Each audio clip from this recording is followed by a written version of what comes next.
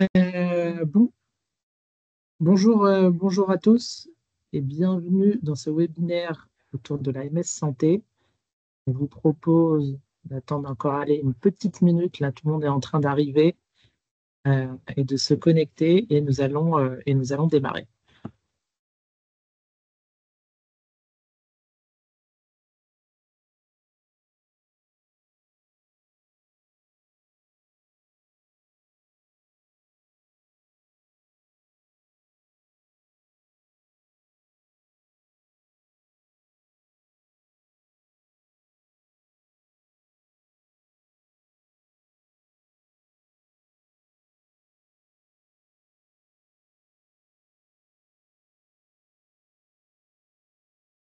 Allez, je vous propose de démarrer. J'en ai un petit peu, mais ça se stabilise. Donc, bonjour à tous et merci de vous être connectés à ce webinaire autour des usages de la MS Santé.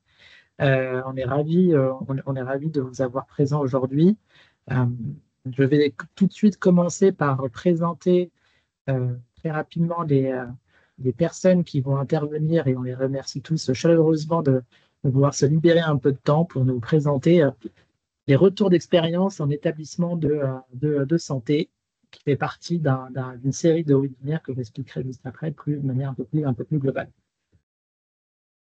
Donc aujourd'hui, pour nos intervenants, on va avoir Camille Laborel, qui est responsable du secteur application médicale sur de Grenoble, qui va se présenter pour sa présentation. Gaël Boulger, chef de projet groupement dans l'hôpital de l'Institut catholique de Lille, accompagné de sa collègue Christelle Mérès, qui est cadre de service du même groupement.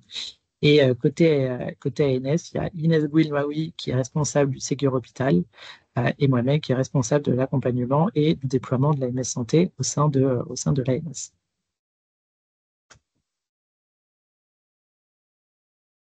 Donc très rapidement, les bonnes pratiques. Ce webinaire sera enregistré pour qu'il puisse être disponible et vu et revu par tous ceux qui n'ont pas pu participer en direct aujourd'hui. N'hésitez pas à pouvoir converser, à poser vos questions sur les fonctionnalités correspondantes sur le Teams. L'idée, c'est que ça doit être interactif et nous avons à chaque fois des sessions de questions-réponses. Donc, n'hésitez pas à lever votre main pour que vous puissiez poser vos questions et qu'on puisse tous échanger collectivement sur ces sujets d'usage de la MS Santé en établissement de santé. Alors, le sommaire du jour et qu'est-ce qui va nous animer pendant ces 1h30. Donc, l'idée, c'est d'introduire très rapidement et les objectifs du séminaire que j'ai un peu fait et vous présenter un peu cette série de webinaires qu'on voit venir dans le cadre du programme MS Santé.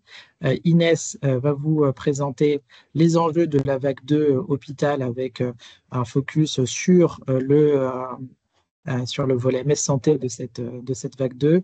Et ensuite, on a la chance d'avoir ces deux retours d'expérience qui vont nous permettre de rentrer dans le concret sur ces fonctionne, comment ça a été réalisé. Et, euh, et j'en profite encore une fois pour remercier d'avoir pris du temps de le préparer, de prendre du temps de le faire en direct aujourd'hui avec nous. C'est très précieux pour nous d'avoir ces retours terrain et de pouvoir échanger avec les établissements qui finalement font ce qu'est l'AMS Santé. Et enfin, en espérant qu'on ait un peu le temps de vous présenter très rapidement quelques éléments autour des statistiques de l'AMS Santé. Alors, pour entrer au plus rapide dans le vif du sujet, je voulais juste vous présenter un peu le planning des webinaires. Dans le cadre du programme MS Santé, on a un vrai enjeu de communiquer, de valoriser les usages de la MS Santé qui sont de plus en plus importants et de plus en plus conséquents de mois en mois. Et l'objectif est de mettre en valeur, de valoriser et aussi surtout d'inspirer chaque secteur sur des retours d'expérience qui ont été réalisés. sur des actions concrètes, sur des retours, sur les difficultés, sur ce qui a marché, pas marché, au sein d'un établissement, pour un cabinet, pour la biologie, pour la médecine de ville. Donc l'idée, voilà, est d'essayer de couvrir un peu tous les secteurs avec un angle très secteur Ségur, mais l'objectif est de pouvoir adresser un peu voilà, tous les secteurs ou presque du système de santé. L'idée est de pouvoir aussi peut-être enrichir avec d'autres secteurs, mais on voulait vous mettre déjà en visibilité les prochains que nous ferons que nous ferons d'ici la fin de l'année. Et voilà, on ouvre le bal avec le secteur hospitalier, qui est quand même l'un des secteurs le plus important dans les usages de la MS Santé. En termes de chiffres clés, il représente près de 40% des envois et des échanges dans l'espace de confiance MS Santé. On est aujourd'hui à 30 millions de messages par mois, donc là, ça fait plus de 15 à 20 millions de messages, un peu moins de 15 millions de messages qui sont réalisés par le secteur hospitalier. Je vais laisser la parole à Inès, qui va vous rappeler les enjeux de la vague 2 hôpital, qui est un accélérateur de l'use de l'équipement et de l'usage de la MS Santé. Oui, bonjour à toutes et à tous et merci Mehdi. Je vais faire très rapide parce que l'enjeu de cette présentation, c'est surtout donner la parole voilà, aux acteurs de terrain qui font la MSS aujourd'hui. On les remercie de leur disponibilité encore une fois. Du coup, effectivement, vous n'êtes pas sans savoir que les pouvoirs publics soutiennent la transformation numérique des établissements de santé maintenant depuis plusieurs années à travers différents dispositifs, dont le Ségur du numérique en santé, qui vise quant à lui à accélérer l'échange et le partage de données de santé de manière sécurisée entre professionnels et avec les usagers, à travers notamment la mise en place des services numériques que sont Mon Espace Santé et la messagerie sécurisée de santé professionnelle et citoyenne. Donc, le Ségur du numérique en santé, il a été rythmé il continue d'ailleurs d'être rythmé par 3 grands temps. Donc, un premier temps qui est maintenant derrière nous et qui a consisté à doter l'ensemble des assurés sociaux d'un profil Mon Espace Santé.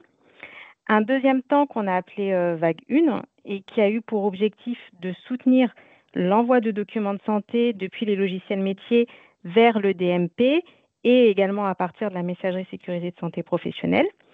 Et un troisième temps dans lequel nous sommes actuellement et qui vise du coup maintenant à faciliter l'accès à cette information, à ces documents de santé depuis les logiciels métiers. Et donc ce troisième temps, de la vague 2, il embarque 3 grands enjeux fonctionnels qui sont le fait de faciliter la consultation de l'information disponible dans Mon Espace Santé par les professionnels. Et par là, on entend et on attend la fameuse fonctionnalité de consultation intégrée du DMP depuis les dossiers patients informatisés. Le deuxième enjeu, c'est faciliter l'intégration des documents médicaux qui sont reçus par MS Santé dans les dossiers patients informatisés. Et enfin, un troisième enjeu qui concerne le renforcement de la sécurité des systèmes d'information et donc là, en l'espèce, la sécurité des dossiers patients informatisés en complémentarité de ce qui est porté par le programme CARE. Donc voilà pour le rappel du contexte concernant les enjeux de la vague 2 autour du Ségur du numérique en santé, avec du coup un focus vraiment particulier sur la partie MSS. Si on fait du coup un focus MSS rapide, je rappelle néanmoins que voilà, ce n'est pas l'objet de ce webinaire que de revenir de manière très détaillée sur l'ensemble des fonctionnalités couvertes par les enjeux MSS Ségur Vague 2, qu'on a mis en place un certain nombre de webinaires qui sont disponibles en replay sur la page de l'ANS. On vous a mis d'ailleurs les liens URL correspondant dans cette présentation. Mais très rapidement, je vous rappelle que les éditeurs, notamment de DPI et de PFI, sont en train de travailler pour se faire référencer Vague 2 et on leur demande justement de faire évoluer leurs solutions logicielles pour proposer demain des nouvelles fonctionnalités aux professionnels de santé qui leur permettront du coup de répondre aux objectifs que je vous ai présentés. Donc, si on regarde sur la partie transmission de documents par MSS, l'objectif demain, c'est que les professionnels, alors ils peuvent déjà aujourd'hui sur la partie transmission, depuis leur logiciel métier, donc transmettre automatiquement un document de santé par MSS au format CDA, N1 ou N3 notamment pour la partie bio, donc selon les types de documents, saisir la liste des destinataires de manière facilitée depuis un annuaire de correspondants synchronisé avec l'annuaire national santé.fr et envoyé aux patients. On sait que ça, c'est un grand enjeu et un grand frein d'usage dans les établissements. consulter la liste des destinataires depuis le CDA et la modifier, et enregistrer le non-consentement du patient à recevoir des messages depuis la messagerie sécurisée de santé citoyenne. Et en réception, le professionnel, il doit pouvoir visualiser de manière lisible un document reçu par MSS au format CDA. Donc, on avait déjà un certain nombre d'exigences importantes côté envoi MSS depuis les logiciels métiers. Et donc, on a pris le temps de faire un retour d'expérience des exigences vague 1 pour justement impacter dans la vague 2 des améliorations en termes de fonctionnalité par rapport à ce qui avait été écrit dans le cadre de la vague 1. Si on regarde maintenant sur le flux réception, donc retour, qui est vraiment l'enjeu principal de la vague 2 pour la partie MSS. Donc l'objectif là, c'est vraiment de faciliter l'intégration dans le dossier patient informatisé des documents qui sont reçus par MS Santé au format CDA. Et j'insiste sur la notion de format CDA parce que toutes les fonctionnalités et toute la valeur ajoutée qu'on vous propose dans la vague 2 sur la partie MSS, elle ne sera possible que si on s'inscrit justement dans une logique de document au format CDA. Et donc, en termes de fonctionnalité, très rapidement, on va demander à ce que le système permette qu'un document reçu dans une boîte aux lettres applicative puisse être ajouté dans le dossier patient informatisé sans action manuelle lorsque les INS des patients sont qualifiés de part et d'autre, c'est-à-dire côté émetteur et côté destinataire. On a un alignement parfait de l'INS, à savoir que les INS doivent être qualifiés de part et d'autre. Dans le cas où on ne se situe pas dans cet, entre guillemets, alignement parfait, si les traits d'identité, effectivement, ne correspondent pas, alors on demande à ce que les solutions puissent faire la chose suivante, que le DPI destinataire renvoie un message d'erreur d'intégration à la fonction PSI qui envoie, quant à elle, un courrier, donc soit à la boîte aux lettres personnelle ou organisationnelle, selon l'organisation de l'établissement, pour permettre derrière un traitement manuel de la demande. Et donc, cela permettra du coup à un utilisateur identifié dans les organisations de consulter cette boîte aux lettres qui recevra du coup les documents non intégrés pour pouvoir les importer manuellement dans le dossier patient informatisé, sachant qu'on demande que le DPI puisse exploiter les métadonnées pour justement faciliter le classement de ces documents non intégrés automatiquement. On demande également à ce que le système puisse permettre aux utilisateurs d'être informés de la présence de nouveaux documents intégrés au système et issus d'un courriel MSS. Et enfin, permettre également de traiter les cas où l'émetteur aurait modifié le message initial, le document initial en envoi, donc soit une correction, une modification, une suppression. Et s'il le renvoie au destinataire, et bien justement que le destinataire puisse être mis à jour de cette évolution sans pour autant que l'ancienne version intégrée ne soit supprimée et que du coup qu'elle soit bien entendu toujours disponible. Voilà, donc je fais très rapide, j'espère que c'est intelligible ce que je dis, mais voilà, sachez que vraiment l'enjeu de la vague 2 côté MSS, c'est vraiment la capacité des systèmes à pouvoir intégrer de manière automatique des documents de santé reçus par MSS au format CDA dans les dossiers patients informatisés, avec la possibilité, bien entendu, de pouvoir traiter de manière manuelle les documents qui n'auraient pas pu être intégrés de manière automatique du fait d'une absence d'INS qualifié. Et donc, pour faire tout ça, vous vous doutez bien que ça sous-tend derrière des grands développements en matière d'interopérabilité notamment, entre les briques DPI et PSI. Et donc, la nouveauté qu'on introduit à travers la vague 2, c'est que justement, on souhaite normaliser les échanges entre la fonction PSI et DPI en mettant en place l'exigence du flux HL7 qui n'était pas forcément présent, qui n'était pas présent dans la vague 1. Voilà. Donc, il y a pas mal de développements qui sont en cours côté éditeur. Ça leur demande du temps. Et donc, voilà, ils ont encore un peu de temps pour se faire référencer. Côté PFI, donc ça approche à grands pas, c'est le 25 juin. Côté DPI, ce sera fin décembre. Mais voilà, sachez que les éditeurs travaillent actuellement pour se faire référencer, pour pouvoir vous proposer ces nouvelles fonctionnalités qui, on l'espère, faciliteront la vie des professionnels. C'est ce qui nous anime tous. Je te coupe, Inès, je te coupe. Je voulais juste, parce que apparemment certains ont quelques problèmes d'affichage avec le Teams, avec la présentation. Donc, je vais changer le mode de présentation pour voir si ça fonctionne mieux. Donc, D'accord. Oui, bah, le Comment temps que est-ce que... tu changes la dernière slide, hein, c'était simplement pour vous dire qu'effectivement, vous vous doutez qu'il y a beaucoup de travail côté éditeur, mais il y aura également du travail côté établissement. Et donc, le dernier message que je souhaitais vous faire passer, c'est que on a fait plusieurs webinaires où on vous sensibilise sur le fait que cette vague 2, en fait, engage pas mal d'impact en fait, organisationnel et métier dans les établissements, dont la charge finalement incombe pardon, aux établissements. Donc voilà, il faut, du coup, je vous invite à prendre connaissance des REM qui sont disponibles sur le site de l'Agence du numérique en santé, et aussi commencer aussi à réfléchir justement à ces impacts, notamment organisationnels, pour pouvoir vous préparer, vous, en avance de phase au mieux à l'arrivée de ces fonctionnalités, pour que lorsqu'elles seront présentes, eh bien, vous puissiez justement déployer dans les meilleures conditions possibles ces fonctionnalités auprès de vos professionnels de santé. Donc, on a bien effectivement des enjeux techniques forcément, mais aussi des enjeux organisationnels et métiers. Et toute cette réflexion organisationnelle, on a fait un webinaire où justement on explicite de manière beaucoup plus détaillée tous les scénarios, sans être dans l'exhaustivité, possibles d'organisation, pour réfléchir à la manière dont on gère ces différentes boîtes aux lettres et à quel niveau des organisations on les met en place. Voilà. Et s'il y a d'autres questions, voilà, on vous a mis la liste des webinaires, et celui dédié à la MSS a eu lieu du coup le 12 juillet. Donc voilà, je vous invite à le revisionner si vous ne l'avez plus en visibilité. Et si vous avez d'autres questions, n'hésitez pas à mobiliser le chat, je reste sur la durée du webinaire. Merci.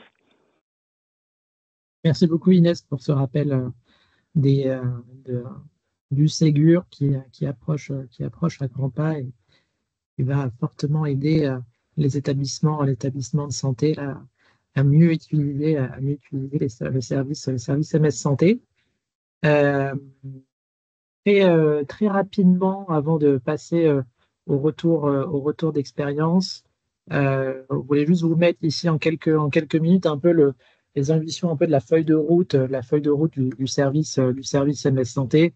Rappelez que c'est évidemment un des piliers de la feuille de route du numérique en santé, et c'est le service qui permet les échanges sécurisés et flux des données de santé. C'est paraît évidemment une évidence, mais c'est toujours bien de le rappeler.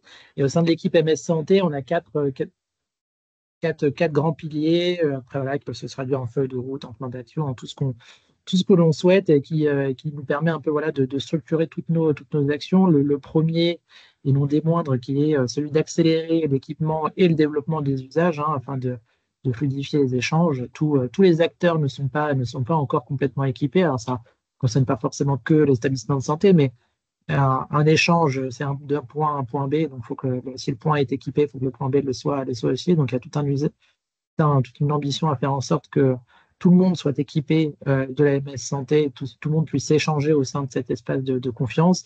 Et ensuite, évidemment, l'équipement n'est qu'une première partie et pas une fin en soi. C'est ensuite, et sûrement plus important, l'usage, faire en sorte que l'usage, soit pertinent, soit facilité, et notamment les Ségur aident grandement avec ces intégrations fortes dans les logiciels métiers, et que ça a un sens les professionnels, pour leur faciliter la vie, que ce soit le plus simple possible, et que ça puisse permettre aussi de sécuriser. Ça fait partie du petit nom de la MS Santé, ces échanges. Donc, on a plusieurs actions en cours, et le webinaire, ce genre de webinaire en faire partie, c'est valoriser les usages, suivre les équipements, aider les professionnels, les accompagner, aider les établissements à s'équiper, à identifier les usages quand c'est un peu plus difficile à le faire, et faire en sorte que cela fonctionne. Donc, c'est aussi mettre à disposition des outils pour vous accompagner tous à faire en sorte que l'usage de la MS Santé soit une réussite dans vos établissements et auprès des professionnels, tout secteur confondu.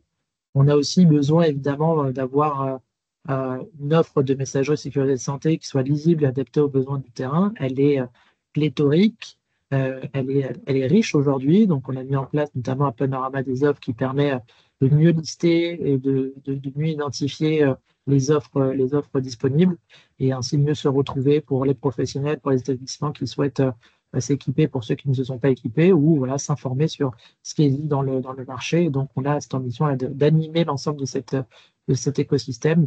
Parce que l'espace de confiance MS Santé, hein, finalement, on peut appeler ça un programme, un service, mais qui est composé d'une multitude d'opérateurs. Et c'est ce qui fait aussi sa richesse, c'est que quel que soit l'opérateur, quel que soit l'industriel, l'établissement, vraiment, on peut tous communiquer au travers de la MS Santé. Et enfin, les deux derniers, c'est avoir un cadre de référence partagé. La MS Santé se repose sur des référentiels, des référentiels qui existent depuis la création de l'espace de confiance, qui évolue aussi évidemment chaque fois que cela est nécessaire. Et le cadre qui porte ces référentiels doit être amené à évoluer. Donc, on travaille, c'est un énorme travail dans l'équipe MS Santé pour faire en sorte que ce service MS Santé ait une assise juridiques qui permettent de faire en sorte que ce service soit fiable et de confiance. On parle toujours d'espace de confiance, et donc pour que cet espace de confiance le soit pour l'ensemble de l'écosystème, il faut qu'on ait une assise durable dans le temps et qui nous permette à tous de partager et échanger de manière sécurisée. Et enfin, et c'est extrêmement important et ça nous tient énormément à cœur, c'est l'écoute de terrain, et on le fait au travers de ces webinaires, mais aussi un peu tous les jours, et on est toujours en attente voilà, des retours des professionnels, des établissements sur comment cela se passe sur le terrain pour faire en sorte de faire évoluer nos offres de manière générale et évidemment le service MS Santé pour faire en sorte qu'il réponde aux besoins. C'est l'une voilà, des boussoles qui nous guident tous les jours, notamment au sein de l'ANS, mais aussi avec l'ensemble des partenaires avec qui on travaille, que ce soit la DNS et les régions, l'assurance maladie et tout l'écosystème. Donc voilà, je fais très vite. On passe maintenant au cœur du sujet et avec plaisir de laisser la parole à Camille. Mehdi, il y a des questions. Est-ce Parfait. qu'on donne la parole à Camille avant Je ne et vois on pas voit les les questions questions après? Ouais. que je partage. Alors, comme tu veux, est-ce qu'on donne la parole d'abord à Camille ou on prend les questions et après Camille intervient sur son Rex? On peut prendre les questions très rapidement. Très rapidement, d'accord. Alors, est-il prévu d'élargir le champ des organismes équipés comme les MDPH, les organisations de tuteurs, curateurs et autres services sociaux? Alors, aujourd'hui, les MDPH factuellement sont éligibles à l'AMS Santé. On leur a notamment, il n'y a pas si longtemps que ça, fourni un numéro finesse, qui est une des clés d'entrée pour s'équiper de boîtes aux lettres. Donc, aujourd'hui, on est plus sur un enjeu de déploiement et d'animation de ce déploiement. Donc, c'est un enjeu, c'est un point fort qu'on nous demande souvent. Donc, on essaye là notamment de travailler, de solliciter avec la CNSA, voir comment on accélère et on équipe ces entités qui sont un point central, notamment du parcours pour les personnes en situation de handicap, pour qu'ils puissent échanger de manière sécurisée au travers de la MS Santé. Donc, aujourd'hui, pas beaucoup de choses concrètes à vous annoncer, mais c'est un vrai point qu'on travaille et qu'on espère pouvoir débloquer et faire en sorte d'accélérer. Certaines MDPH utilisent déjà la MS Santé. Il y a un an et demi, on avait fait un pilote un peu pour cadrer ce sujet-là. Et vous avez quelques MDPH qui sont équipés, qui utilisent, je pense notamment, on prend une en tête, c'est la MDPH de La Réunion. Mais voilà, l'idée, c'est qu'on puisse généraliser et faire en sorte qu'ils rentrent dans cet espace de confiance. Après, pour les acteurs, les tuteurs et autres, comme ça en tête, je ne sais pas, parce qu'il y a toujours cette question d'éligibilité. Normalement, je pense que ce n'est pas un sujet et que c'est juste une question de déploiement et qui est nécessaire parce qu'au fur et à mesure que l'on déploie et qu'on équipe les secteurs, on touche l'ensemble des acteurs. On est loin d'avoir terminé ce travail-là. Et une dernière question, et après on laisse la parole à Camille. Qu'est-il envisagé comme évolution de l'annuaire santé pour faciliter l'usage de la MSS pour des professionnels disposant de plusieurs boîtes aux lettres personnelles? Oui, c'est un sacré enjeu qu'on connaît plus que bien et sur lesquels on travaille. Il y a déjà quelque chose qui va bientôt arriver. C'est en bêta test. C'est une nouvelle IHM de l'annuaire. Il faut se dire que l'IHM actuelle de l'annuaire n'est pas des plus modernes. Elle va évoluer et elle va grandement déjà mieux afficher et simplifier l'affichage des boîtes aux lettres MS Santé, ce qui est déjà une belle première étape. Et on travaille actuellement avec, notamment avec la DNS pour actionner un certain nombre de leviers pour réduire ce nombre de boîtes aux lettres, notamment celles qui ne servent pas, parce qu'on peut avoir un professionnel avec plusieurs boîtes aux lettres, car il a plusieurs activités. Et donc, on a un travail plus moyen terme de voir comment on identifie une balle préférentielle parmi d'autres, avec tous ces enjeux d'échange de données sur la bonne boîte, parce qu'on ne peut pas tout envoyer sur une même boîte si c'est pour plusieurs activités. Donc, les enjeux sont plus complexes qu'il n'y paraît. Travailler notamment pour des professionnels qui n'auraient qu'une activité et plusieurs boîtes. C'est un problème qui doit être résolu. Donc, on va engager un certain nombre d'actions qu'on va répéter pour faire en sorte de sensibiliser les professionnels, les établissements aussi, de mettre à jour leur annuaire, de publier, supprimer les boîtes aux lettres qui ne nous servent pas. Ça va être, voilà, c'est un travail qui va être collectif, de petites actions et aussi d'actions un peu plus moyen terme. Donc, on espère revenir très vite vers vous avec un certain nombre de communications et d'actions à mener. Ok, on reviendra plus tard sur les autres questions. Merci. Ok, bon, je laisse la parole à Camille. Merci Mehdi.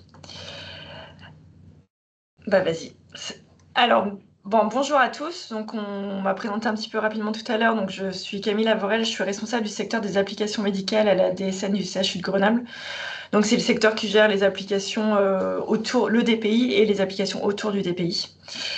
Donc, je vais vous faire la présentation. C'est des slides que j'ai préparés avec nos deux chefs de projet sur la partie MSS et téléexpertise, donc Magali Choton et Mélanie Vernon, qui peuvent pas être présentes aujourd'hui, mais qui sont tout cœur avec moi, et puis qui ont préparé les slides, qui participent au quotidien sur le déploiement de ces projets. Donc, pour remettre un petit peu de contexte sur tout ce que je vais dire tout à l'heure, parce que c'est important de remettre, parce que c'est étroitement lié à ce contexte-là. Donc, le DPI qui équipe le CHU de Grenoble, c'est Easily, donc développé par les HL. Et on utilise l'outil Monsisra, donc déployé par GCSRA, qui est notre opérateur MS Santé. Et le GCSRA, c'est notre grade en région Rhône-Alpes. Slide suivant. Donc, on m'a demandé de témoigner, d'expliquer un petit peu les usages, le mode de déploiement et l'usage qu'on a aujourd'hui d'intégration des documents envoyés via des flux MSS dans notre DPI. Donc, sur la partie déploiement à proprement parler, donc je pense qu'on a fait un peu comme tous les établissements. On a démarré un petit peu petit, d'abord avec des envois MSS applicatifs, donc depuis notre SIL, depuis le RIS, depuis le DPI, il y a déjà quelques années. Puis on a commencé avec le GCSA, donc avec nos animateurs territoriaux à déployer la MSS. Puis on s'est dit, il faut accélérer un petit peu. On a décidé de passer à un déploiement institutionnel, donc c'est-à-dire de décider d'annoncer à l'ensemble des agents du CHU que l'usage d'une messagerie sécurisée était obligatoire et institutionnel et qu'il fallait s'y mettre. Donc l'information a été faite déjà il y a 2 ans. Et suite à ça, toute une campagne d'accompagnement, de création d'outils, de sessions de formation a été mise en place. Et la première étape a été de créer un planning de formation en fait pour l'usage MSS de façon globale. Donc on a des créneaux MSS et on adapte un petit peu la présentation en fonction des agents qui sont inscrits. Si c'est des médecins, si c'est des IDEC, si c'est du médico-social, donc on adapte un petit peu ça. On essaye de faire une formation par semaine et ensuite on fait des accompagnements aussi aux besoins dans les services, dans des réunions de service, dans des réunions de pôle, dans des projets spécifiques pour la création de comptes de service ou des remplacements de comptes de service non sécurisés. Ça, je reviendrai un petit peu après. Et donc pour ce déploiement, on a 2 personnes à demeure, donc une chef de projet qui est un agent du FU et un financement d'une prestation externe pour l'accompagnement global de la MSS et du déploiement de la téléexpertise au sein du CHU, parce que c'est un projet quand même assez colossal. Slide suivante, s'il te plaît, Mehdi. Merci. Donc sur l'usage, remettre un petit peu de contexte, donc entre Easily et Monsisra, donc qui est notre outil, On a un flux entrant qu'on appelle ZEPRA entrant en Rhône-Alpes. Donc ZEPRA, ça veut dire zéro papier en Rhône-Alpes, qui est un flux qui a déjà quelques années, qui permet d'intégrer dans notre DPI Easily les documents qui sont centrés patients. Alors, le centrage patient, c'est les documents qui ont été envoyés depuis mon CISRA avec la structuration des données patients à partir de la base régionale patient. Et ça permet d'intégrer automatiquement dans le bon dossier patient dans notre DPI Easily les documents qui sont envoyés sur ces courriers mon CISRA. On teste et on est en train de qualifier aussi en parallèle l'intégration des pièces jointes envoyées sur un mail MSS, sur une boîte personnelle, dans Easily sur le même mode. La seule différence, c'est qu'il n'y a pas de centrage patient. Donc là, il y a une action manuelle d'un agent dans Easily pour l'associer au bon patient. Donc ça permet aux médecins, aux secrétaires, aux services, en fait, finalement, d'accéder depuis leur parapheur dans le DPI directement aux documents qui sont envoyés sur un flux sécurisé. Directement dans le parapheur et l'intégrer automatiquement dans le DPI. À côté de ça, tous les autres mails qui sont envoyés soit sur des comptes organisationnels ou d'autres, le corps de mail en fait, qui peuvent accompagner les documents, sont accessibles depuis mon CISRA, notre outil. Et un travail qui a été fait conjointement entre les HCL et le GCSA, c'est que mon CISRA maintenant est accessible aussi directement depuis le DPI. Avec du coup un bouton qui permet de rappeler le nombre de mails qui restent à lire depuis le parapheur médical. Donc l'enjeu, nous, qu'on attend un peu sur le SecureVac 2, et c'est ce qui manque aujourd'hui dans cette intégration qui est déjà assez importante et très utile, c'est la partie intégration des documents qui sont envoyés sur des balles organisationnelles. Donc tout ce qui est compte de service, par exemple, on en déploie beaucoup. Et ça, c'est le manque aujourd'hui qui a été un petit peu identifié déjà il y a quelques temps suite au SecureVac 2. Slide suivante, s'il te plaît. Merci. Donc une fois qu'on a fait tout ça, donc on a mis en place la partie technique, on a mis en place, on va dire, l'enjeu institutionnel et la communication institutionnelle. Il a fallu ensuite se poser la question de comment on recense les adresses MSS, comment on crée les adresses MSS, comment on va créer les comptes mon CISRA de tous les agents. Au CHU de Grenoble, pour vous donner un exemple, on n'est pas le plus gros CHU de France, mais on a quand même 12 000 agents. 2500 médecins, autant d'infirmiers, donc c'est beaucoup de mouvements de personnel tous les mois et beaucoup de gestion administrative. Donc une des pistes qu'on a identifiées avec notre opérateur, avec le GCS, c'est de pouvoir automatiquement extraire depuis notre base RH la liste des sortants et des entrants du CHU, leur envoyer cette liste par mail MSS, autant faire les choses bien, et à partir de cette liste-là, de créer de créer l'adresse MSS et de le rattacher au groupe CHU qu'on appelle. Alors ça, c'est un petit peu particulier, c'est lié au ZEPRA entrant, ce qu'on appelle le ZEPRA-IN, c'est justement pour pouvoir associer une adresse MSS personnelle à un groupe établissement pour faire du ZEPRA entrant. Il y a des rattachements à des groupes établissements, donc ça, c'est un peu particulier.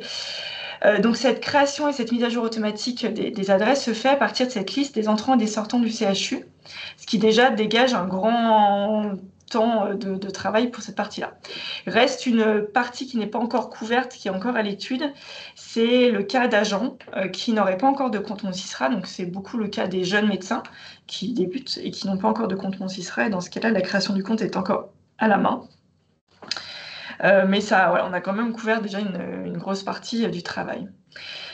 Et pour la partie compte de service, donc les balles organisationnelles, il y a deux aspects. Il y a la partie recensement et la partie remplacement des balles secrétariat qui étaient non sécurisées, donc tout ce qui était secrétariat x@chugrenable.fr. Qui du coup se basait sur un mail standard non sécurisé. Donc on remplace progressivement toutes ces adresses-là avec tout ce que ça implique. Donc l'information, la formation des agents, la modification de tous les modèles de courrier, enfin on va y revenir. Et on essaye vraiment de faire des comptes de service pour tout ce qui est secrétariat, mais aussi corps paramédicaux. On évite de créer des balles nominatives pour les secrétaires et les paramédicaux. Parce que t'as le travail en équipe, en fait, c'est des agents qui travaillent en équipe. Donc le but, c'est plutôt de créer des comptes de service et de rattacher ces agents directement au compte des services. Suivant, merci. Sur les usages MS, donc là, sur la MS citoyenne, donc là c'est un petit peu différent. Donc juste sur la partie MS Pro, après sur les usages, je sais que je ne suis pas rentrée dans le détail, mais après on a des usages très standards sur les envois des courriers, les envois des lettres de liaison, les envois des courriers de consultation, des ordonnances, enfin, tout ce qui a été obligatoire dans le Ségur Reg 1. Ce qui a été un petit peu innovant, et ce qui est un petit peu notre cheval de bataille en ce moment, c'est toute la communication autour du patient. Donc on a plusieurs cas d'usage qui ont déjà été identifiés, qui ont été mis en place. Un premier cas d'usage qui est du systématique, donc c'est un envoi systématique d'une information sur l'entrepôt de santé, de données de santé et l'usage des échantillons biologiques à tous les patients qui a une venue au CHU. Donc ça, c'est envoyé automatiquement en mail sécurisé à tous les patients. Depuis peu, notre BDE utilise aussi une boîte MSS qui permet de demander des pièces complémentaires aux patients dans le cadre des complétions de préadmission. Donc s'il manque la mutuelle, s'il manque la carte d'identité, la demande de pièces complémentaires est faite par mail MSS. Et ensuite, donc, on fait un accompagnement pôlaire, donc pôle par pôle, service par service, pour transformer toute la communication professionnel patient en un flux sécurisé. Donc ça passe d'abord par la transmission des documents. Donc là, on demande à tous les secrétariats d'arrêter de retransmettre par mail des ordonnances, par exemple, ou des courriers qui auraient été perdus, des convocations qui auraient été demandées. Et donc tous ces documents, à la demande du patient, est retransmis par mail sécurisé, ce qui permet d'avoir en fait un double faisceau qui, à la fois on sécurise, à la fois on fait un peu de pub et d'accompagnement sur mon espace santé. Donc ça demande une vraie implication des secrétariats et de l'outline MSS, on en parlait juste avant un petit peu en aparté, mais pour accompagner les patients à la fois dans la compréhension de la sécurisation des échanges, mais aussi dans l'usage de mon espace santé. Donc ça, c'est un usage qui est important pour nous, mais qui prend du temps. Et aussi un accompagnement sur l'usage, sur la communication passive. On va y revenir après, à chaque fois qu'un document part au patient, ou un mail automatique, ou une réponse automatique part au patient, de rajouter un encart qui précise toute cette nouvelle organisation autour de mon espace santé, de la sécurisation des échanges. Là, ce que j'ai mis en rouge, c'est une remarque un petit peu à destination de l'ANS. Pour le coup, qui est un petit peu dommage, c'est qu'on est à fond là-dedans, donc on a créé beaucoup de boîtes organisationnelles, et beaucoup de communication. La seule défaut, c'est qu'aujourd'hui, un patient ne peut pas initier une communication avec un secrétariat depuis une boîte organisationnelle. Et ça, c'est un petit peu gênant parce que certains services ont mis en place justement avaient mis en place des boîtes aux lettres non sécurisées à usage du patient. Pour pouvoir demander des renseignements, pour avoir des questions très pratico-pratiques sur le parking, sur des choses comme ça. Donc des boîtes qu'on supprime, et aujourd'hui les patients ne peuvent pas contacter le secrétariat, initier un flux sécurisé qu'un secrétariat. Donc ça, c'est un petit peu dommage. On a quand même bon espoir que les choses évoluent sur ces balles organisationnelles, mais c'est un vrai frein aujourd'hui sur l'usage, parce qu'on prend souvent l'exemple de la pédiatrie chez nous, parce que il y a doublement plus de patients, puisqu'il y a les parents et les enfants. Et donc, c'est eux qui sont vraiment à fond là-dedans. Et c'est eux qui nous remontent quasiment toutes les semaines que c'est vraiment dommage de ne pas avoir ce double faisceau. Merci. Alors, sur les outils de communication, donc ça, c'est toute la batterie d'outils qu'on met en place et qu'on alimente sur plutôt la communication passive autour de la MSS dans l'établissement. Donc ça, c'est un travail qui demande pas mal de temps, qui est en cours depuis 2 ans. Pas qu'au niveau du CHU, pour le coup, on est très aidé par notre grade, par les éditeurs, entre établissements aussi. Là-dessus, on s'accompagne pas mal.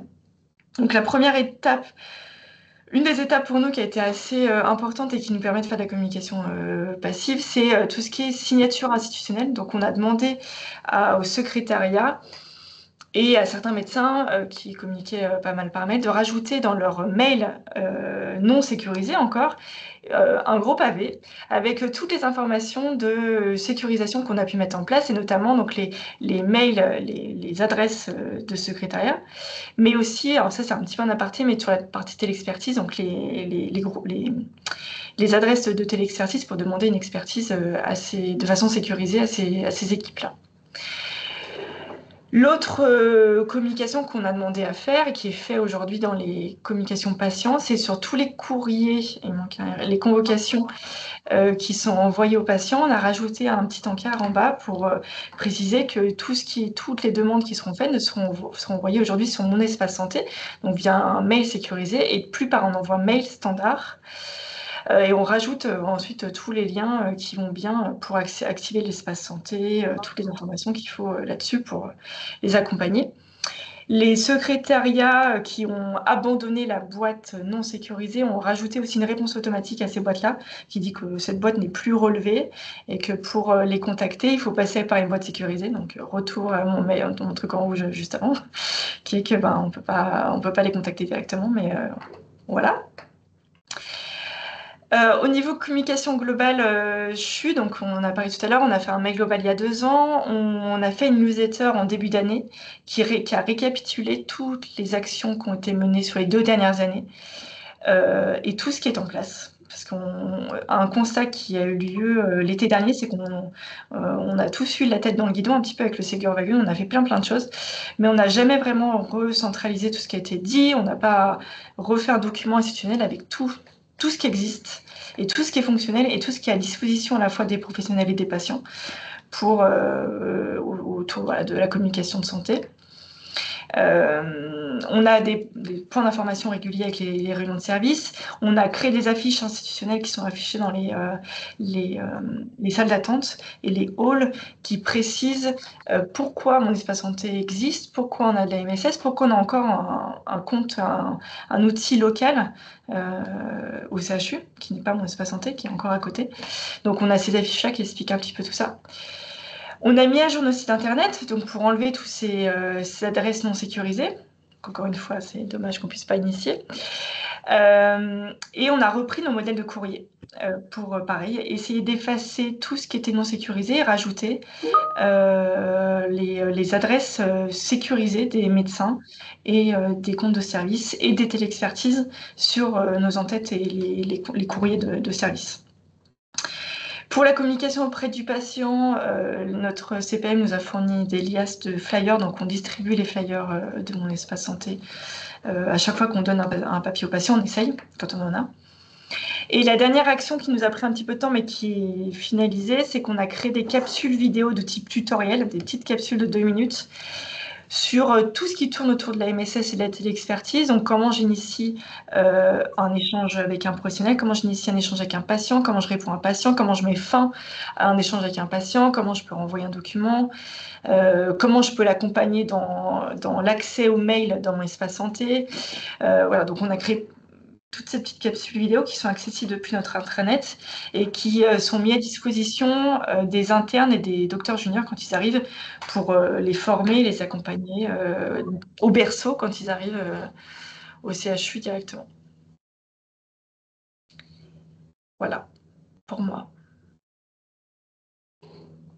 Un grand merci, Camille. Et je crois qu'on a bien compris le message pour les boîtes organisationnelles. Je prends le point. On va voir ça avec l'assurance maladie. C'est vrai que c'est un vrai cas d'usage important. Donc, Ah oui, c'est pour le coup, alors je le dis avec le sourire, mais on a eu une réponse, je vous le mets là en rouge parce qu'on a eu une fin de non-recevoir la semaine dernière de notre CPM qui nous a dit bah oui, mais c'est comme ça. Oui, alors ça va pas comme réponse parce que clairement, on incite vraiment à pousser, à sécuriser avec le patient. Si, quand on envoie un patient, on sécurise, mais que lui ne peut pas nous contacter d'un point de vue sécurisé, il y a vraiment un gros trou dans la raquette. un problème, ouais, complètement. Et c'est nécessaire que ça avance. Ouais. D'autant plus que j'ai vu là un message passer qui indiquait très justement qu'on peut échanger avec une boîte organisationnelle pour les pharmaciens. Oui, donc, exactement. Alors, sauf erreur de ma part, effectivement, la différence avec l'officine, c'est qu'on n'a pas besoin que ce soit l'officine qui ouvre le canal d'échange pour que le patient puisse communiquer avec l'officine, mais sinon, à travers la messagerie sécurisée de santé citoyenne, si effectivement vous avez initié un premier message, ce dernier, à travers la boîte aux lettres org, ce dernier est censé pouvoir vous répondre avec sa messagerie sécurisée de santé citoyenne. Il faut avoir initié oui, par contre, voilà, c'est ça. Il faut avoir initié l'échange. Ouais, voilà. Et c'est vrai que bon, alors j'ai vu passer dans les messages, c'était une des pistes de dire, à partir du moment où on a une préadmission, de générer automatiquement un mail MSS pour dire bonjour, vous avez une préadmission, si vous avez des questions, Ouais, c'est ça, c'est c'est ça. ici. Alors ça, Parce- c'est une bonne piste qu'on a à l'étude.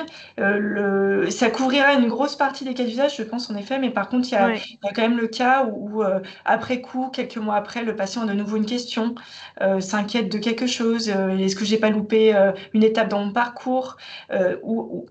finalement la conversation est coupée, où là, on peut pas réinitier quelque chose. Et là, souvent, c'est là où c'est encore pire, c'est que du coup, il y a un mail vraiment récap du patient. Je vous ai vu il y a 2 mois pour telle pathologie, blablabla.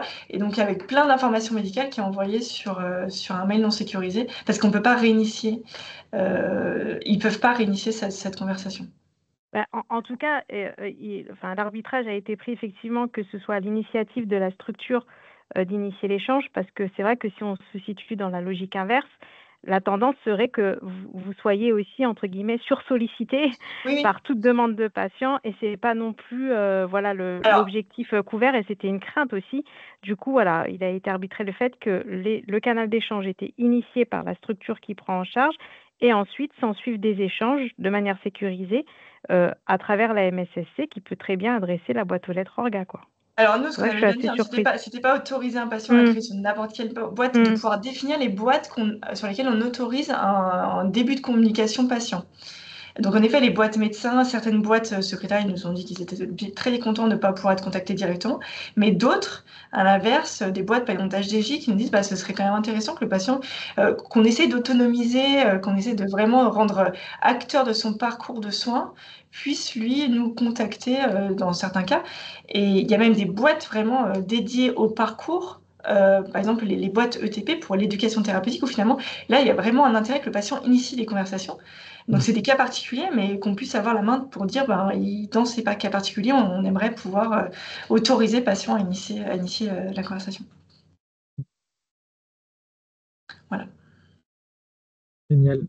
Alors, je regarde un peu les messages et n'hésitez pas si vous avez une question à lever la main et prendre la parole directement.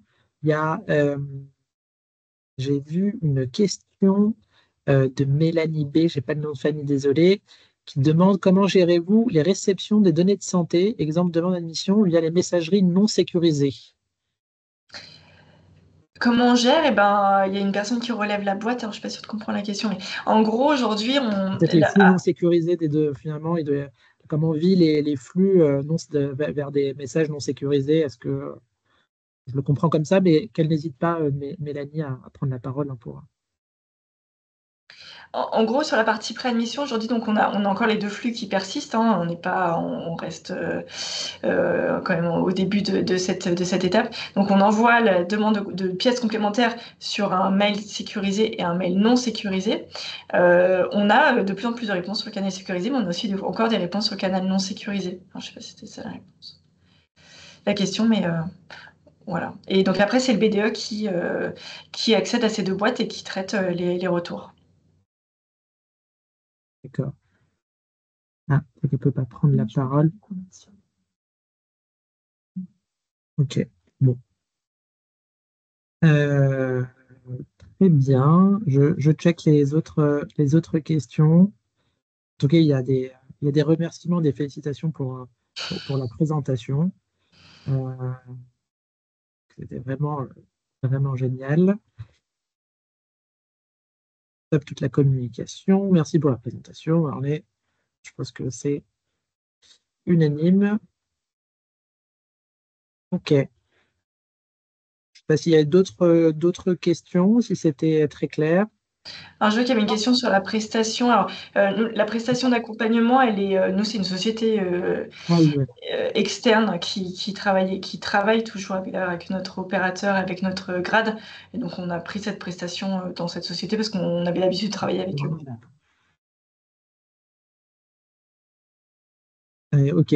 Alors, on va donner la parole à la personne qui lève la main. Parce que désolé, moi, je suis en mode présentation, donc je vois plus grand-chose. Alors, je vois qu'il y a une question sur les sponsors en interne. Alors, les sponsors, ça a été la direction plus, parce que notre directrice générale est aussi la directrice présidente de la CNN. Donc, elle pousse beaucoup, beaucoup, beaucoup sur les usages du numérique. Donc, c'est notre sponsor principal. Et pour les tutoriels, ah oui, pardon, j'ai vu la question pour les tutoriels. Je peux vous les faire passer. Par contre, c'est des tutoriels qui sont très liés à mon CISRA. Alors, si vous êtes en Rhône-Alpes, ça devrait être cohérent. Si vous n'êtes pas en Rhône-Alpes, ce ne sera pas forcément pertinent, ça va vous donner une idée. Mais je les ferai passer peut-être à Mehdi et... Ah bah, avec grand plaisir, on peut les Ouais. mettre, On peut les on mettre peut en les mettre annexe. Ouais. de la présentation pour qu'ils puissent être disponibles pour tous ceux qui souhaitent s'en inspirer, voire même les utiliser pour ceux qui sont en région Vernonelle. Ok. Alors, est-ce que pour la personne qui lève la main, ça doit être bon? Est-ce qu'elle peut... Je ne sais pas si vous m'entendez. On vous entend, c'est parfait. Impeccable. Bah, écoutez, enchanté. Moi, je suis M. Agoutin, je suis délégué de numérique en santé à la CEPAM de Charente. Je me suis senti concerné comme Madame Lavorel et les collègues de l'ESEA ont parlé effectivement des réponses de la CEPAM. Donc, je voulais juste abonder dans le sens qu'ont répondu les collègues de l'ESEA, à savoir que c'est une demande express, notamment de la médecine de ville, pour éviter de l'engorgement des cabinets sur le contact patient. Donc c'est vrai que les canaux sont fermés, mais a priori les évolutions pourraient être dans le futur intéressantes. Mais le retour d'expérience fera évoluer le cahier des charges. Donc après, effectivement, je pense que très clairement les choses pourront évoluer, mais dans un premier temps, il n'était pas dans l'absolu prévu que la MSS soit un nouveau canal d'entrée pour on va dire pour le contact patient. Voilà, c'était un retour d'information, mais pas forcément une demande spécifique pour que le patient contacte le professionnel dans l'autre sens. Parce que il n'a pas forcément le temps. Alors peut-être dans une organisation établissement, c'est peut-être plus simple. Alors je mets des guillemets à ce que je dis, hein, bien entendu, mais c'est peut-être plus simple dans l'usage, mais dans les cabinets de ville, c'est très clairement pas du tout l'option choisie. Moi, j'aurais voulu juste poser une question en plus de mon intervention. C'était savoir si, en reprenant un petit peu ma casquette DNS à l'attention de la médecine de ville, est-ce que du coup, ce déploiement, même s'intéressant aux patients, je suppose qu'il y a des organisations coordonnées autour. Est-ce que ce déploiement, qui est d'ailleurs extrêmement pointu, et je vois que vous avez vraiment super bien travaillé sur cette démarche-là, c'est vraiment assez... ouais, c'est très positif, hein, ça donne envie, quoi. Mais du coup, c'était savoir si vous aviez pu, de la même manière, embarquer dans votre mouvement les organisations coordonnées qui gravitent autour de vous, et du coup, si la médecine de ville s'était mis sur un petit peu le même son de cloche que vous, et du coup, que l'ensemble de la patientèle qui est territoriale, on va dire, puisse être embarqué sur les mêmes démarches que vous avez initiées, vous, au sein de l'établissement. Alors, on essaye, oui. Alors, il n'y a pas que l'établissement, pour le coup, dans votre question, qui rentre en jeu, parce qu'en effet, il y a le grade qui joue un grand rôle là-dedans, parce que c'est vraiment leur cœur de métier. Et les animateurs territoriaux sont là pour ça.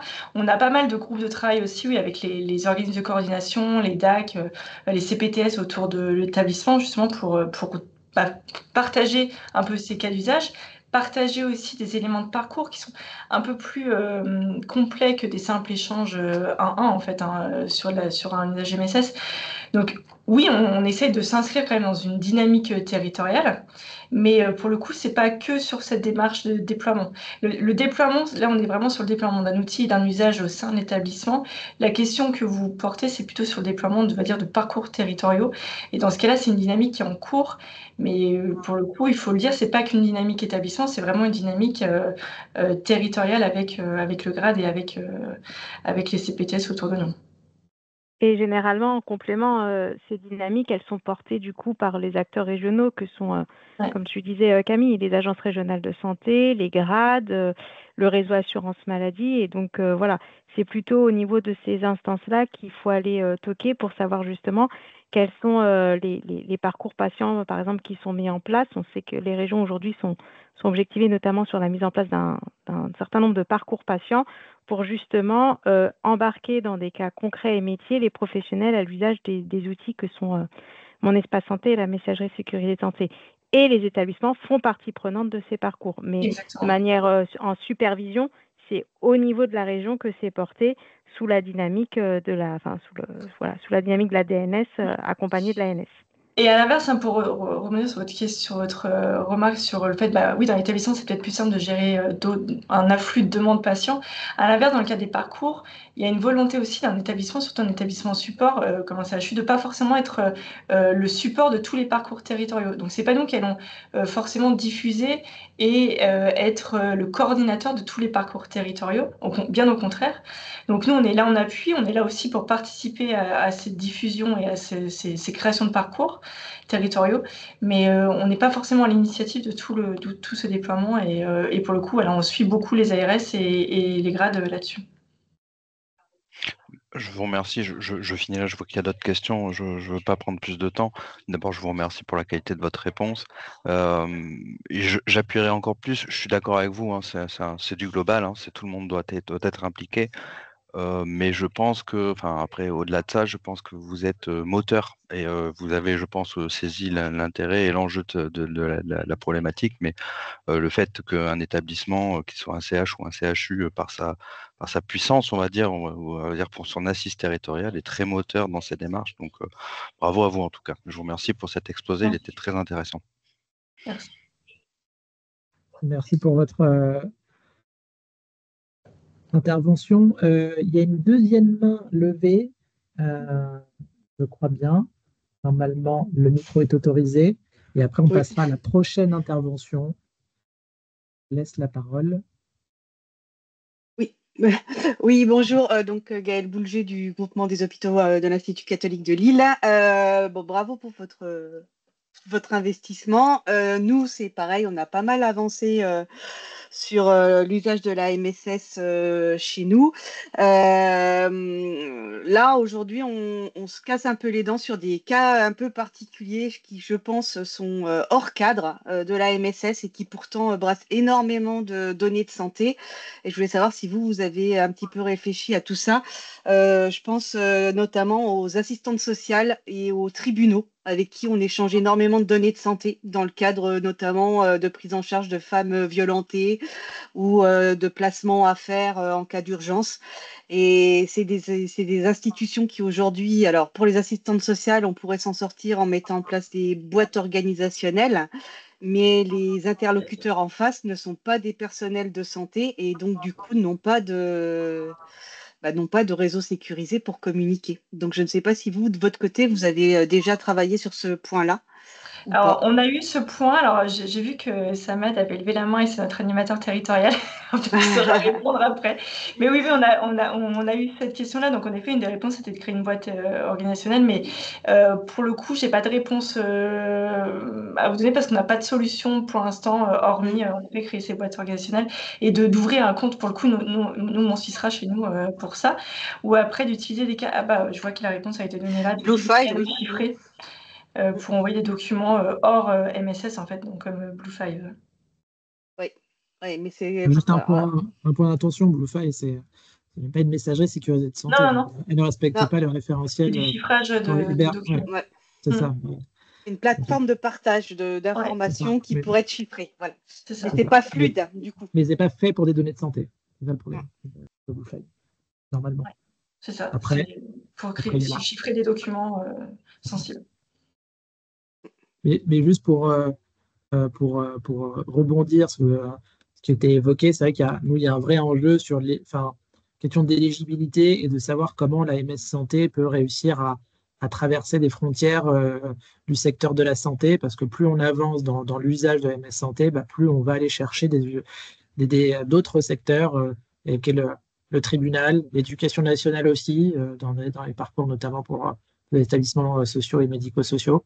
Ça va être les futurs enjeux de voir comment, soit on équipe, soit on crée des liens, parce qu'ils ont aussi des messageries sécurisées, des outils existants. Oui, pour les travailleurs sociaux, c'est le cas. C'est vrai que pour le tribunal, l'exemple du tribunal, c'est un peu un cas particulier quand même. C'est que, en effet, après, les tribunaux, ils ont rarement accès à ces environnements-là. Oui, donc il faut que c'est un enjeu majeur côté MS Santé de voir comment on répond comment on sécurise ces échanges qui sont nombreux. Il y avait une question. Il y avait donc je vois l'animatrice territoriale L'animateur. euh, qui souhaitait prendre la parole. Je n'ai pas les noms. Ça, c'était Samad. Ah, Samad, pardon. Samad, vous vouliez réagir?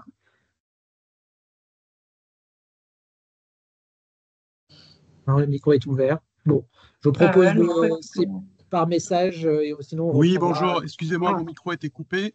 oui. Oui, j'avais levé la main suite à l'intervention préalable de la personne de la CEPAM qui posait la question de la nécessaire dynamique territoriale. C'était juste pour abonder dans son sens. Les déploiements intra-Suga, tels que vous les a décrits, Camille, fonctionnent et permettent aussi d'accélérer les déploiements qu'on a, nous, en ville, à travers effectivement les différents parcours portés par les CPTS et l'embarquement de toute la médecine libérale. Donc il y a un travail conjoint avec le SUGA pour effectivement prescrire les bons usages, et ça marche aussi dans les deux sens. On a souvent aussi des professionnels de ville qui incitent certains services à développer leur usage MSS, et ce qui nous a permis d'aboutir à cette belle réalisation, je trouve, moi, au niveau du SUGA. Et deuxième point, sur la question sur les AS, nous, on référence effectivement les assistantes sociales au sein de l'établissement, sous couvert du FINES établissement, avec des comptes de service. Et on a des travaux de construction de cas d'usage, pas forcément dans les cas évoqués par la dame qui a parlé juste avant moi, mais surtout sur des cas de sortie d'hospitalisation complexe avec les maisons de l'autonomie du conseil départemental, la MDPH et le DAC local. Donc tout ça pour dire qu'effectivement, ce système fonctionne si tout le territoire, tous les acteurs du territoire sont embarqués aussi. Et voilà. D'accord. Un grand merci. Donc, je vous propose de passer à la deuxième intervention. Un grand merci, Camille, pour cette super intervention là, qui a suscité plein de questions et plein d'échanges. Vous pouvez évidemment continuer avec la partie conversation, questions-réponses. Et maintenant, on va laisser la parole. N'hésitez pas, c'est à votre tour. Oui, je vais appeler ma collègue aussi, elle est bien connectée. Je suis là. Tu es là, bonjour. Donc bonjour à tous, Gaëlle Boulger. Je suis chef de projet applicatif au sein du groupement des hôpitaux de l'Institut catholique de Lille, qui regroupe plusieurs établissements, dont la clinique Sainte-Marie à Cambrai. Et donc, on va vous faire un retour d'expérience sur comment on a supprimé en fait l'utilisation des fax au profit de la MSS, notamment dans tout ce qui est le circuit de commande de poche de sang auprès de notre établissement confrère, la clinique le siège de Cambrai et l'EFS. Alors, Mehdi, si tu peux mettre la présentation, s'il te plaît, parce que là, je vois que les interlocuteurs. Ah, non, il y a la présentation normalement. Hein? Alors, attends. Il faut peut-être que je clique. Oui, pardon, il faut peut-être que je clique dessus. Voilà. Je vais remettre. C'est bon, Gaëlle? Oui, c'est bon. Okay. Voilà. Et donc, je vais laisser Christelle se présenter. Donc, moi, je suis Christelle Mérès, je suis la responsable des soins de la clinique Sainte-Marie et j'ai accompagné Gaëlle dans ce projet pour la partie un peu plus opérationnelle terrain et faisabilité et puis en même temps communication auprès de nos confrères, Centre hospitalier de Cambrai et puis le FS de Valenciennes. Slide suivante, s'il te plaît. Donc, on a réfléchi un petit peu effectivement à comment on pouvait procéder pour pouvoir arrêter les fax sur la clinique. Donc, la première solution qui avait été évoquée, c'était Blue Files, mais on l'a très vite supprimée parce que beaucoup de manipulations pour les soignants, pas fluide du tout. Et donc, du coup, on a opté plutôt pour l'utilisation de la fonction de scan to mail pour les photocopieurs.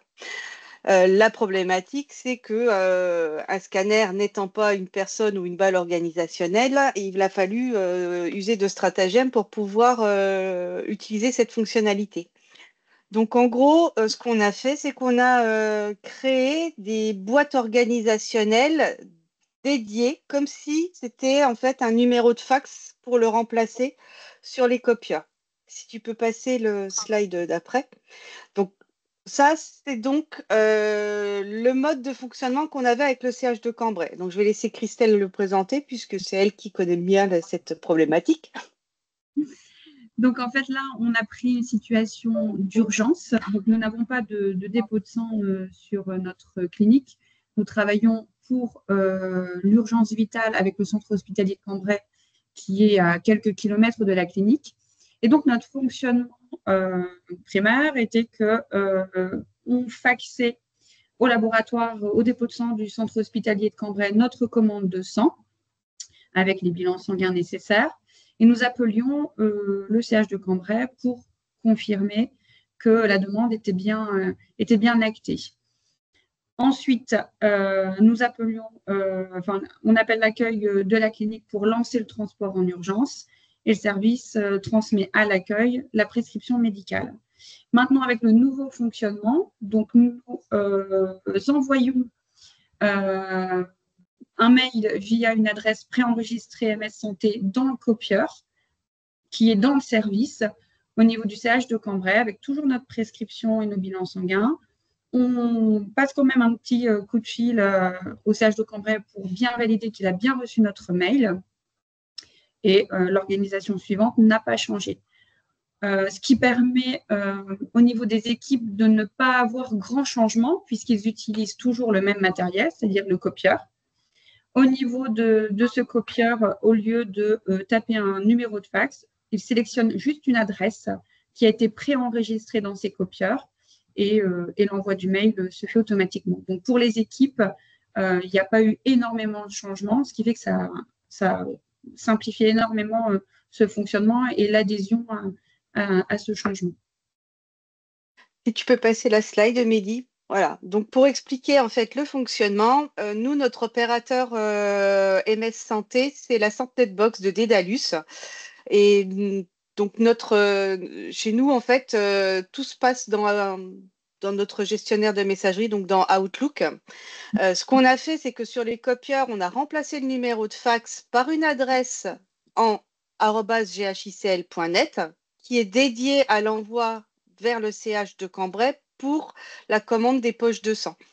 Donc, du coup, le copieur envoie sur l'adresse en interne et @ghicl.net et c'est tout le montage derrière de rediffusion en automatique vers l'adresse enregistrée du CH de Cambrai MS Santé qui fait que ça bascule en MS Santé.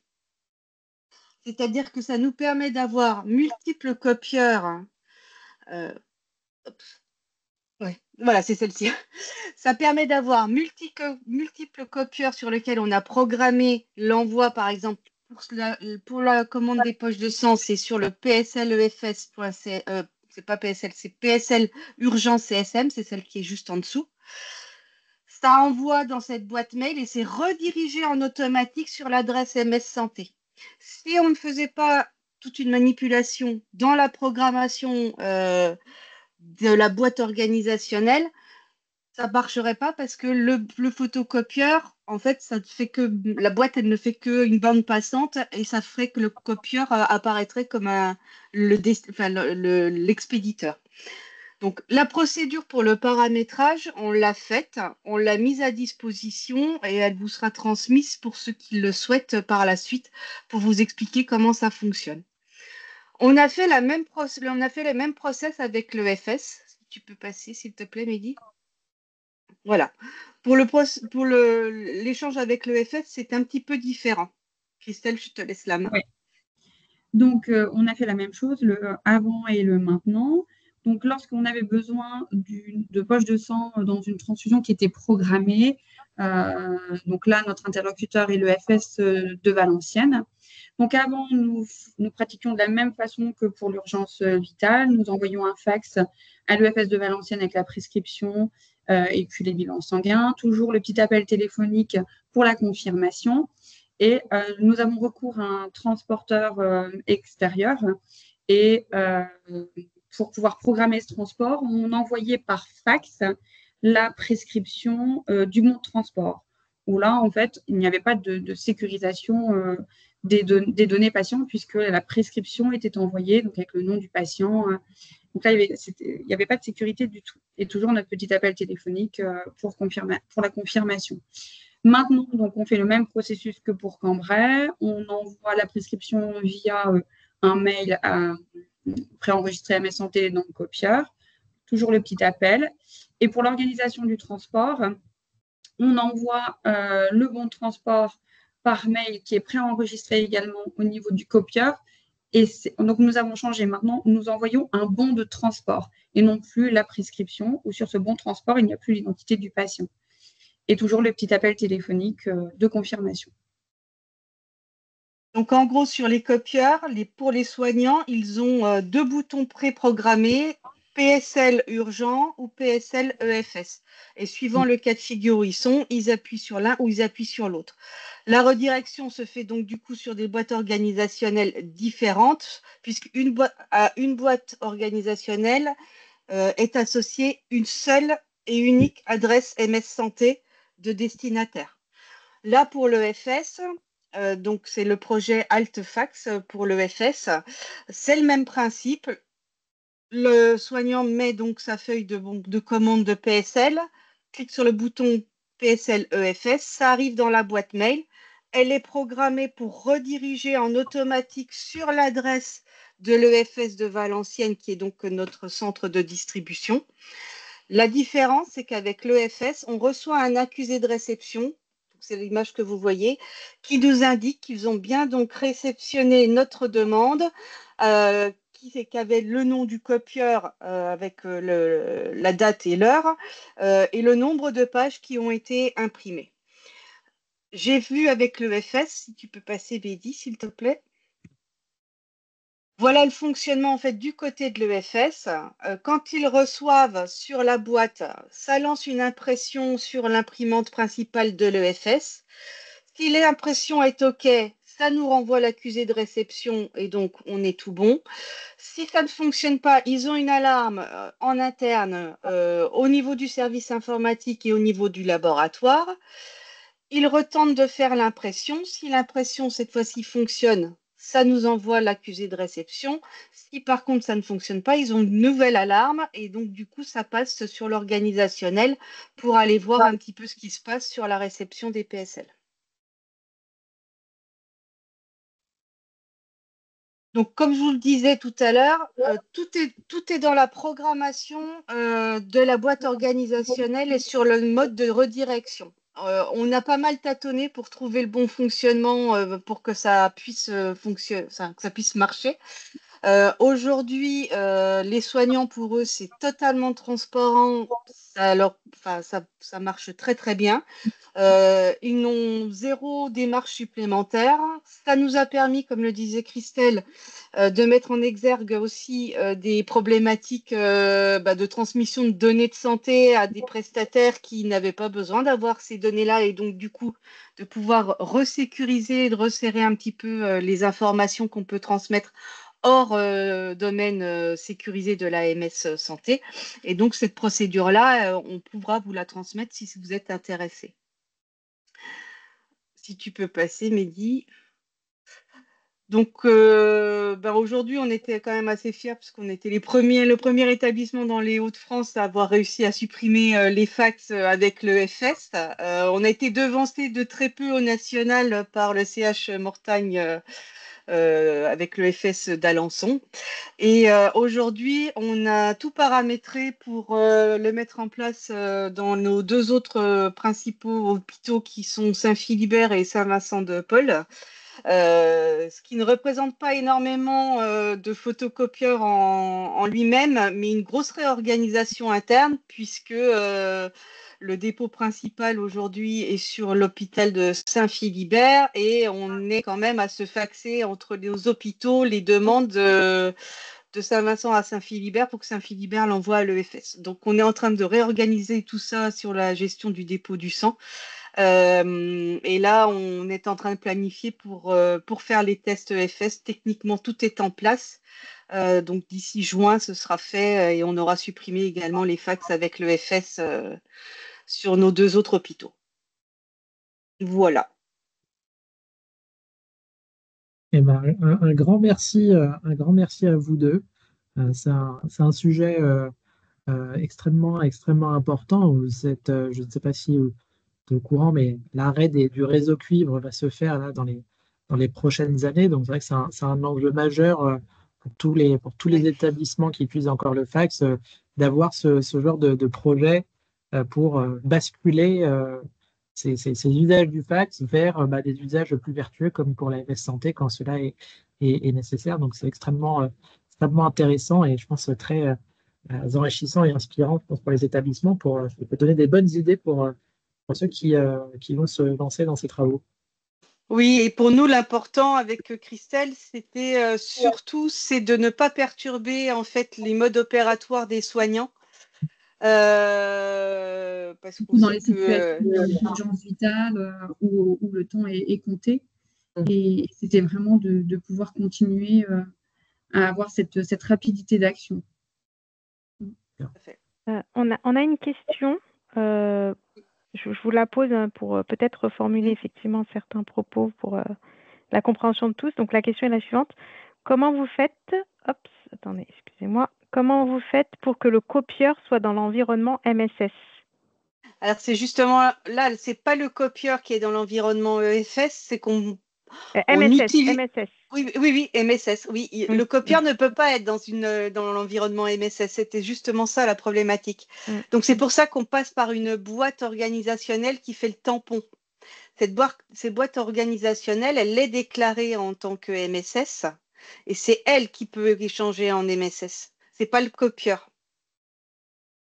C'est-à-dire que imprimante 1, imprimante 2, imprimante 3, on va lui programmer pour envoyer sur la boîte, par exemple PSL CSM, qui, elle, est déclarée MSS, et c'est la boîte PSL CSM qui va envoyer à la MSS. Oui, c'est le photocopieur dépose le document sur la boîte aux lettres qui après redirige vers le. C'est ça, c'est la boîte aux lettres. C'est la boîte aux lettres c'est une boîte aux lettres associée spécifiquement à une adresse MSS et avec un destinataire MSS unique. Plutôt que s'appuyer sur la boîte orga pour envoyer le mail EFS, n'est-il pas possible de s'appuyer sur la simple netbox pour effectuer la translation d'un mail classique vers un mail sécurisé? C'est ce qu'on fait. Mais il faut bien pouvoir avoir un mail classique à la base. Aujourd'hui, nos soignants, dans leur pratique, ne sont pas derrière un ordinateur avec une adresse mail. Ils remplissent un papier, ils scannent et ils envoient. Donc, on ne pouvait pas mettre nos soignants derrière un ordinateur pour remplir la prescription et ensuite l'envoyer. Ça sera l'étape 2026 où on devrait passer sur la prescription connectée. Je pense qu'il y a une main levée. Alors, il y a peut-être déjà la question, après on prend la main levée sur les modalités de travail avec le FS. Oui. Donc, oui, allez-y. Excusez-moi, je me permets de compléter effectivement la question.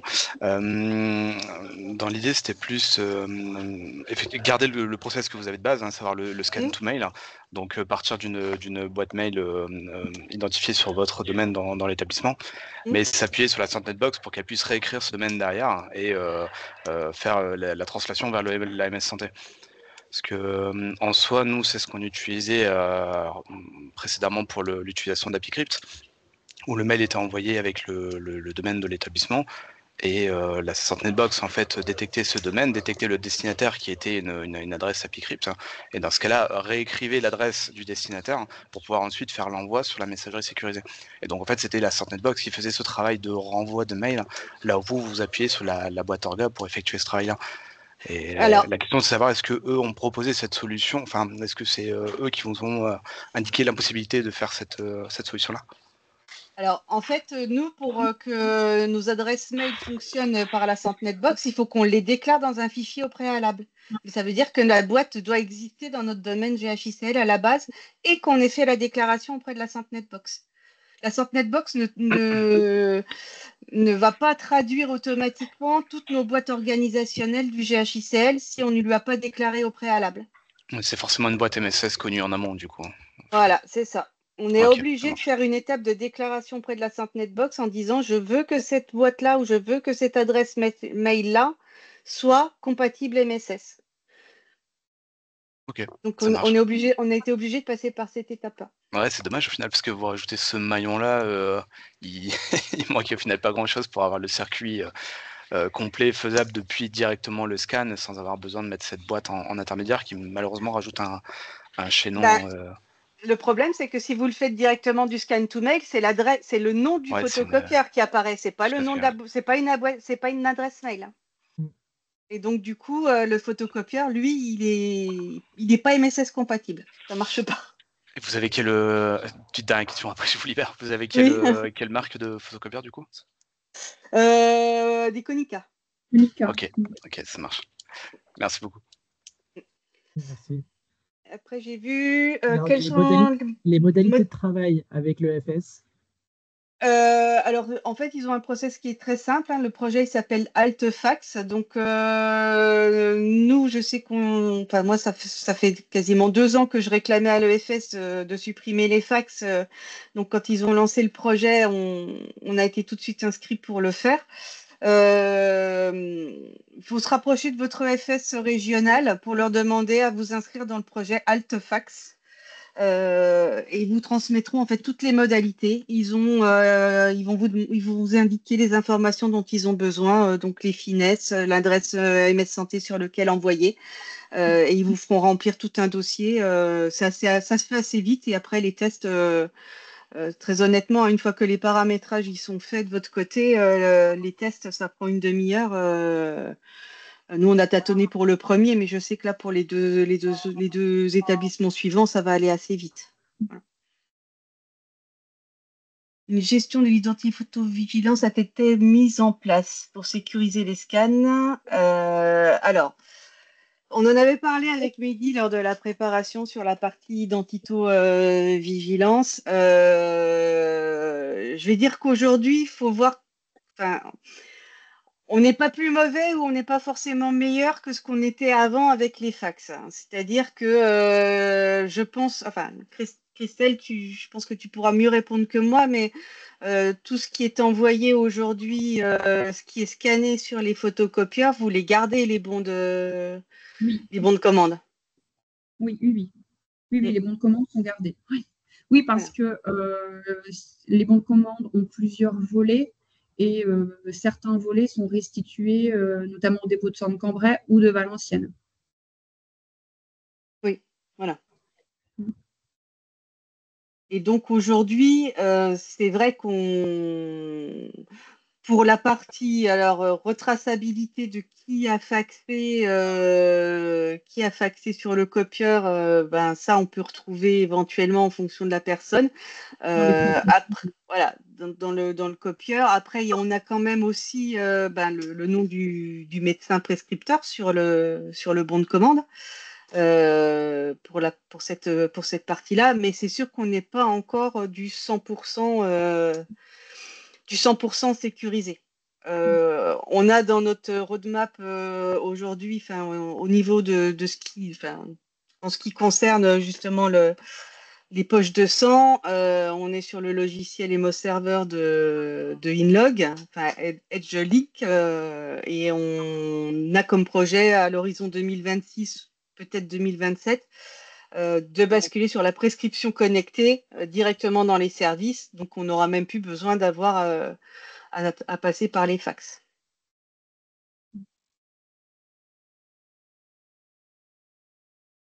Merci beaucoup. Et oui, effectivement, comme on l'évoquait en préparation de ce webinaire, mais ce qu'on se disait, c'était aussi une très belle première étape de sécuriser cette partie-là sans impacter aussi les habitudes des professionnels et en plus sur des usages d'urgence. Ils sont d'autant plus complexes à gérer et à mettre en place des services numériques comme la MS Santé sur des usages d'urgence. Donc, c'est déjà une sacrée avancée et ça peut aussi donner.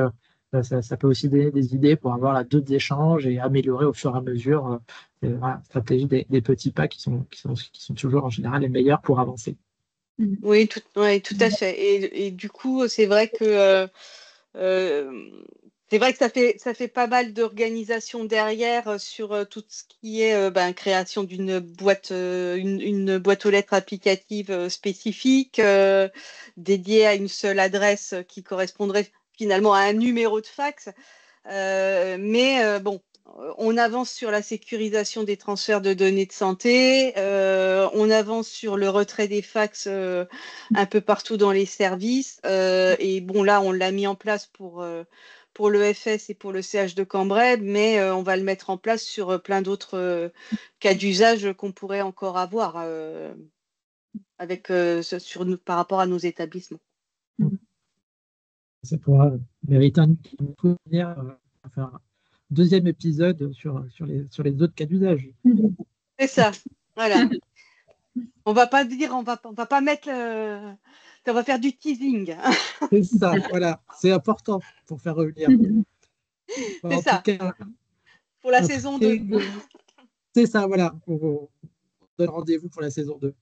En tout cas, un très grand merci à vous deux pour ce super témoignage et aussi pour la proposition, tout comme Camille, de partager vos documents. C'est aussi, je pense, précieux pour les établissements et professionnels, de mettre à disposition, de mutualiser ces outils-là. Ça peut aider tout le monde et c'est toujours extrêmement important. Donc, encore un grand merci.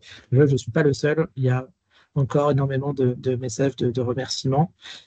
Donc, sauf s'il y a une dernière question ou remarque. Je viens juste de répondre à une dernière question, Mehdi. Sur le prérequis, effectivement, les participants ont bien compris l'enjeu d'être dans une dynamique de qualification d'INS pour maximiser l'utilisation des services numériques sur les jours, les mois et les années à venir. Et donc, effectivement, c'est un grand enjeu adressé aux établissements. Et d'ailleurs, les établissements sont soutenus aussi financièrement pour mettre en place les organisations le permettant, à travers notamment Open2. Mais effectivement, dans certains cas, on ne peut pas qualifier du fait d'erreurs de données d'identification. Et effectivement, là, c'est à l'usager de prendre la responsabilité de corriger les erreurs auprès des services de l'état civil. Voilà. On n'a pas d'autres, malheureusement, réponses à vous apporter là-dessus. Merci beaucoup, Inès. Voilà, c'est des enjeux aussi forts autour de l'INS et l'éducation de vigilance. On voit que c'est un sujet important et c'est très bien qu'il soit évoqué. Donc, pour la dernière séquence, et on va aller très vite pour vous rappeler quelques éléments sur la mise à disposition des statistiques MS Santé, parce qu'on sait qu'elles sont très importantes et tiennent à cœur de beaucoup d'établissements de santé. Entre ma dernière minute de présentation, on va vous envoyer, là, vous allez avoir apparaître sur vos écrans, petit questionnaire de satisfaction qui a deux, trois questions pour qu'on puisse avoir votre retour sur ce webinaire, le format, si ça vous plaît, et si vous voulez en avoir d'autres. On a déjà la saison 2 qui va arriver. Est-ce qu'il en faut une troisième, une quatrième? N'hésitez pas à nous le dire pendant ces dernières petites minutes. Je fais vite. Sur la mise à disposition des statistiques, très rapidement, puisque sur statistiques, je changerai. Pour rappel, la MS Santé, comme je le disais initialement, c'est un riche écosystème de plus de 300 opérateurs qui nous fournit à l'agence les statistiques que l'on collecte et que l'on met à disposition. Aujourd'hui, cette mise à disposition, elle se fait, alors ces derniers temps un peu moins régulièrement, au travers d'un fichier Excel qui est envoyé par mail pour tous ceux qui sont inscrits à cette newsletter. Et comme évoqué dans le cadre de cette newsletter, c'est quelque chose que l'on va arrêter incessamment sous peu pour passer sur un nouvel outil qui est l'Observatoire de la e-santé. Donc, on a demandé à tous les référents, les établissements, en tout cas tous ceux qui sont inscrits à cette newsletter et qui souhaitaient continuer à avoir accès aux données MS Santé de s'inscrire. Donc, nous collectons, nous sommes dans cette phase de collecte d'inscription. Donc, n'hésitez pas à retrouver ce mail pour retrouver le lien d'inscription pour que vous puissiez vous inscrire pour ceux qui ne l'ont pas fait. Et dès que nous serons prêts, on a encore le paramétrage à faire, nous mettrons à disposition de manière beaucoup plus qualitative, de manière aussi c'est permanent, c'est-à-dire que vous pouvez tout le temps aller sur l'outil pour que vous puissiez voir les statistiques de votre région au niveau national et aussi surtout de votre établissement sur les usages de la MS Santé. Donc on reviendra très vite vers vous. On fera sûrement un webinaire spécifique pour partager et vous montrer comment fonctionne ce nouvel outil qui est la référence, notre référence pour partager les données des services numériques en santé. Et enfin, pour terminer, petit rappel qu'on souhaitait faire, on pourrait profiter de ce webinaire sur le rattachement des balles au FINES. On nous remonte souvent des fois entre les statistiques que l'on remonte et l'usage qui est identifié sur le terrain, des fois des discordances et quelques écarts. Et après analyse, ce qu'on remarque souvent, c'est que les rattachements ne sont pas forcément bien faits, notamment beaucoup pour les boîtes aux lettres personnelles, professionnelles et aussi certaines boîtes organisationnelles. Donc, n'hésitez pas, que ce soit si vous êtes porté par un opérateur ou vous êtes vous-même opérateur, à bien mettre en qualité votre annuaire pour bien faire en sorte que chaque boîte aux lettres est bien rattachée au bon finesse géographique de votre établissement pour qu'on puisse, nous, bien identifier les usages et avoir un usage clair et lisible de l'AMS Santé. Donc, voilà, c'est un petit rappel de fin de webinaire. Donc, il ne me reste plus qu'à vous remercier énormément pour ce temps passé avec nous. On vous remercie beaucoup. Je remercie encore les retours d'expérience Camille, Gaëlle, de les avoir réalisés. On vous retrouve sur Santé Expo la semaine prochaine pour ceux qui peuvent être présents. Et n'hésitez pas à diffuser ou à revoir, si vous souhaitez, ce webinaire qui serait mis à disposition sur le site e-santé. Encore un grand merci.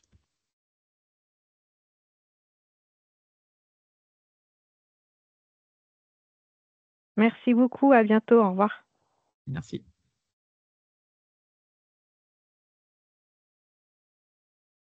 Merci beaucoup pour l'invitation également. Merci. Bonne journée à tous. Bonne journée, à la semaine prochaine.